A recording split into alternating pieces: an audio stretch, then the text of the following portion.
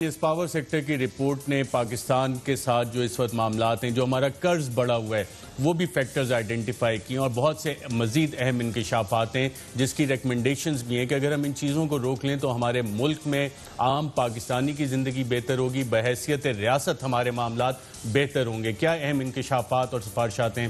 پہلے انکشافات دیکھتے ہیں۔ ملک پر اندرونی اور بیرونی قرضے عدم استحکام کی طرف لے کر جا رہے ہیں اور اس کی وجہ سے پاور سیکٹر کے مسائل کو فوری حل کرنے کی ضرورت ہے۔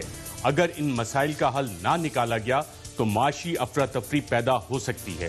پالیسی بنانے والوں کے لیے یہ واضح ہے کہ کئی غلطیاں کی گئی ہیں اور چند لوگوں کو فائدہ پہنچانے کے لیے سسٹم اور طریقہ کار کو تبدیل کیا گیا۔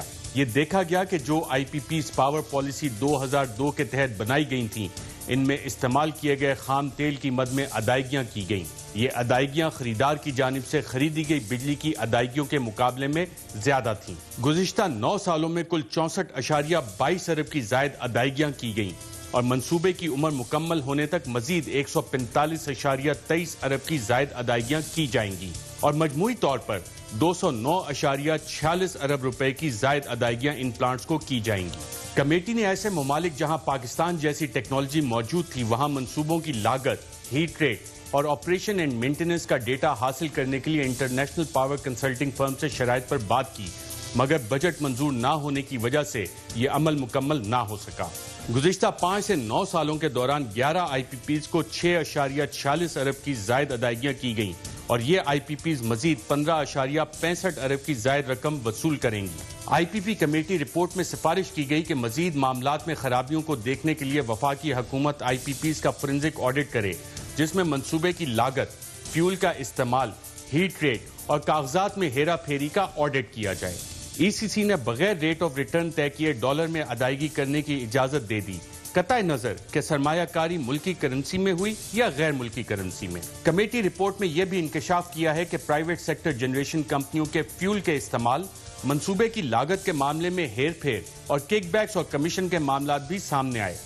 اس حوالے سے کمیٹی نے ان الزامات کے آڈٹ کی بھی سفارش کی ہے۔ آئی پی پی کمیٹی رپورٹ میں اب تک ہونے والی تمام زائد ادائیگیوں کی ریکوری کی بھی سفارش کی گئی ہے۔ آئی پی پی کمیٹی رپورٹ میں یہ بھی بتایا گیا کہ اگر ڈالر کی بجائے روپے میں منافع دیا جائے تو منصوبے کی کل عمر تک 4,700 ارب روپے کا منافع جبکہ سالانہ 150 ارب روپے کا منافع ہوگا اور اس اقدام سے بجلی 1 روپیہ سستی ہو جائے گی۔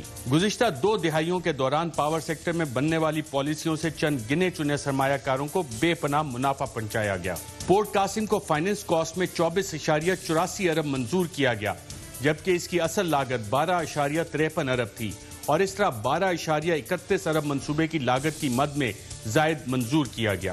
منصوبے کے مکمل ہونے کا اصل دورانیہ 27 سے 29 ماہ تھا جبکہ یہ دورانیہ نیپرا کو 48 ماہ بتایا گیا اور اسی طرح آئی پی پیز کے مالکان نے قرضوں پر سود ادائیگی کے حوالے سے بھی معلومات میں ہیر پھیر کی۔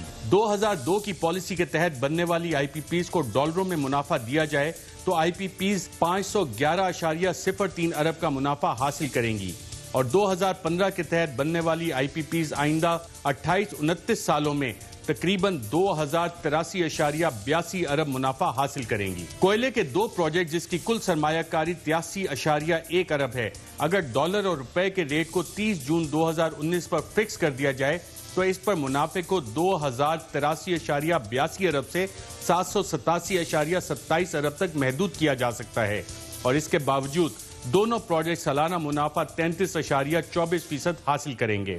اگر موازنہ کیا جائے تو بھارت میں منافع کی شرح صرف 16% بھارتی روپے میں ہے۔ ایسا سیکٹر جس میں روزانہ کی بنیاد پر 1000 ملین روپے کا نقصان ہو رہا ہو، وہاں بین الاقوامی ماہرین جو عوام کے پیسے کا ضائع ہونے کا طریقہ بتا سکیں، اس کے لیے 22 ملین روپے کے بجٹ کی منظوری نہ ہونے کی توقع نہیں کی جا سکتی۔